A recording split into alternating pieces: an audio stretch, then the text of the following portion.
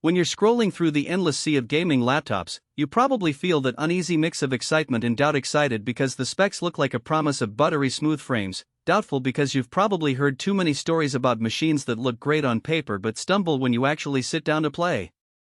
This is exactly the kind of decision fatigue I try to cut through, so today we're going to break down the GIGABYTE A16 and see whether it really earns its place on your desk or if it's just another headline-heavy option that ends up gathering dust.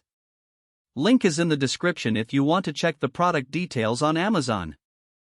First off, the A16 is marketed as a portable gaming notebook, and that word carries weight. A 16-inch screen that's still under 5 pounds does feel lighter than the typical 17-inch monster you'd find in a gaming store, but it's not featherweight. In my own test setup using a typical 12-hour workday followed by a couple of evenings of just one more round, the laptop sat nicely on a compact desk with a single external monitor on the side. The backlit keyboard, with its subtle white illumination, is actually useful in low-light gaming sessions, but it doesn't have the perky RGB zones that some streamers swear by. If you're the type who likes to match your keyboard lighting to the vibe of your game, you'll probably find that a minor disappointment. If you just need something that's visible in a darkroom, it does the job. The screen itself is a 16-inch WUXGA IPS panel, 1920x1200 resolution, sporting a 165Hz refresh rate. That extra vertical real estate over a classic 1080p panel does make a difference when you're navigating inventories in RPGs or exploring open worlds. Things feel a little less cramped. The 300 nits brightness is adequate for most indoor environments, though you'll notice a dip in vibrancy if you try to game near a bright window.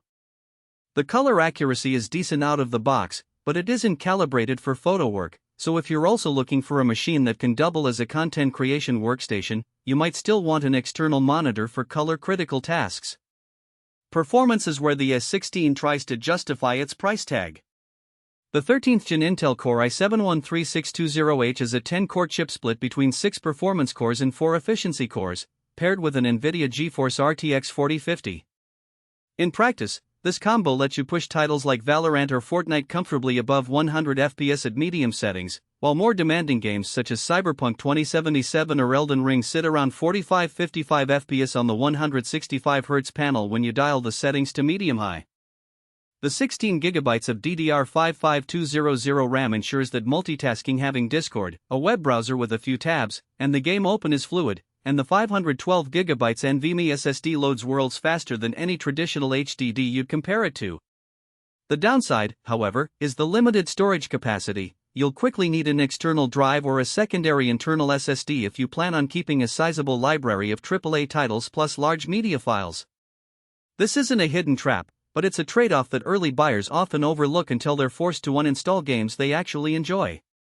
Thermal behavior is another practical aspect many reviewers gloss over.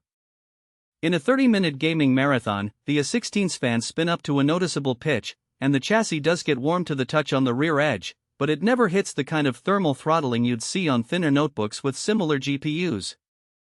I noticed that after about an hour of sustained load, the GPU clocks dip slightly, shaving off a few frames in the most demanding scenes. For most casual or competitive gamers who don't demand ultra-high settings for every session, this modest throttling is acceptable, but if you're targeting 4K gaming or planning to run the laptop for long streaming sessions, you'll want a cooling pad or an external fan to keep temperatures in check. Connectivity covers the basics you'd expect: a single RJ45 Ethernet port, a combo headphone/mic jack, and a handful of USB-C and USB-A ports. What it lacks is a full-sized HDMI 2.1 output, meaning you'll need a USB-C to HDMI adapter if you want to hook the laptop up to a TV or an external 4K monitor. For a gamer who travels a lot and might be limited to hotel room TVs, that extra adapter is a tiny inconvenience, but not a deal-breaker. The Wi-Fi 6E support ensures fast wireless speeds when you have a compatible router, which is a nice boost for online multiplayer if you're far from a wired connection. So who should actually consider buying the GIGABYTE A16? If you're a mid-range gamer who values a respectable balance of performance, portability, and a screen that feels a little more spacious than standard 1080p notebooks, the A16 ticks the key boxes. It's also a solid pick for students or professionals who need a decent GPU for occasional creative work like video editing or 3D modeling without stepping up to a workstation-class machine.